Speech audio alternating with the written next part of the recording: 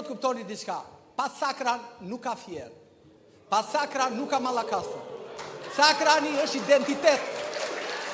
Sakrani ku ka qenë, shiko, dëgjoni. Ku ka qenë Sakrani,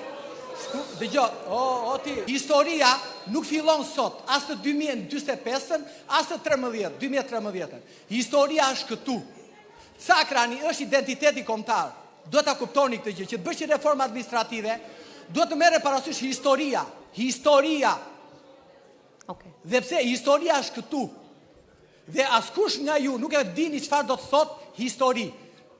Sepse Sakrani ka quajtur që në kohën e perandorisë osmane Republika e Sakrani dhe ka pasur një arsye pse. Sepse Sakrani sot që ne po flasim është janë krajinat më të pasura nga pikpamja ekonomike. Dhe ku shkojnë të gjitha këto burime natyrore që ka Sakrani? Kalon lumbi Vjosa aty. Dhe sot qytetet më të mrekullueshme të Europës që këta me paratë e vjedhura të korrupsionit shkojnë i vizitojnë, këta shkojnë i vizitojnë, na mburre dhe na bëjnë foto. Dhe ai lumi Vjosa që sot është parakombëtar është Sakrani. Dini apo se dini? Unë jam këtu për t'u thënë dhe të gjitha atyre që nëse duan të bëjnë një reformë territoriale, funksionale, identitare, historike, gjeografike, pa dyshim do të merren të bazë të gjithë faktorët. Faktori kryesor, pa dyshim, që është faktori gjeografik, është faktori ekonomik, është dhe faktori historik. Më thoni mua ju, çfarë historie ka Roskoveci? Jo, ju lutem. Çfarë historie ka? Ju lutem. Çfarë historie ka? Ju lutem. Çfarë historie? Do vlerësonja shumë që të bënit një dëgjesë vetëm me historian dhe gjeograf nga më të mirët e Shqipërisë. Pra, ti merrni dhe të bisedoni me ta, si kanë qenë krahinat tona, edhe pse kanë patur, domethënë, një ndarje etno-kulturore të tillë, bie fjala Mallakastra. Dhe nëse do të thelloheni në të, jam i bindur pastaj që do të mbrinin disa konkluzione dhe ato konkluzione do të çojnë në atë që nuk do mendohet thjesht dhe vetëm se çfarë voton një fshat e çfarë voton tjetri edhe pastaj çoje këtë fshat me filan bashki sepse kemi pak vota ndeja edhe të rregullojmë votat këteja, pra kësaj do të jepet fund kësaj praktike. Edhe në këtë aspekt doja thoshja, bie fjala krahina e Mallakastrës.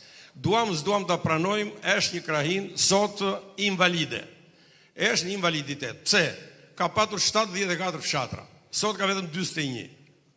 Dhe jo vetëm ka 41, por në rast se Mallakastrës ti i heq bie fjala Sakrani, 11 fshatrat e Sakranit, nuk është Mallakastër, s'quhet Mallakastër. Në rast se heq ato fshatrat që kanë Berat apo edhe një që i ka marrë te Pelena, nuk është Mallakastër. Mirë po, Gjergj Fishta i madh thoshte, Zoti në qiell, na mbi tokë me gjithkand vllazën e shok, po gjithse kush në cakt vet. Po nuk shkuam në cakun ton kuptimin e vërtet fjalës që pylli i Gjorgozit është i Mallakastrës. Po pse është ai pylli i Gjorgozit?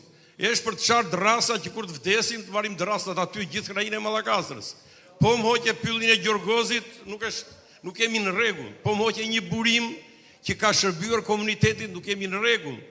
Mallakastra sot nuk e ka naftën, rafinerin do të thoshja, por naftën e ka aty. Ballshi është aty, Visoka është aty, vendburimet e saj janë të jashtëzakonshme, Gorrishtin për teje tjera. Nuk e ka sot, do ta ketë nesër moderne rafinerin. Por po mendove që me që nuk ka rafinerin sot, edhe hajta heqim sepse u zvoglua forca e kësaj bashkie, kjo do të ishte vetvrasje, jo vetëm për gjithë atë komunitet, por do ta bënim në kuptimin e vërtet fjalës invalide gjithë atë krahin, sikurse nuk mund ta largosh Bylisin, Nikean e të tjera qytetërimin e lashtë i lirë nga Ballshi aty ku është, nga ajo qendër pra e bashkisë aty ku është, po përkundrazi duhet ta fuqizojmë në rast se do të flasësh për turizëm historik edhe që të dynden, sikurse faktikisht kanë filluar të dynden. Faleminderit. Faleminderit, inkurajojmë qoftë zonjën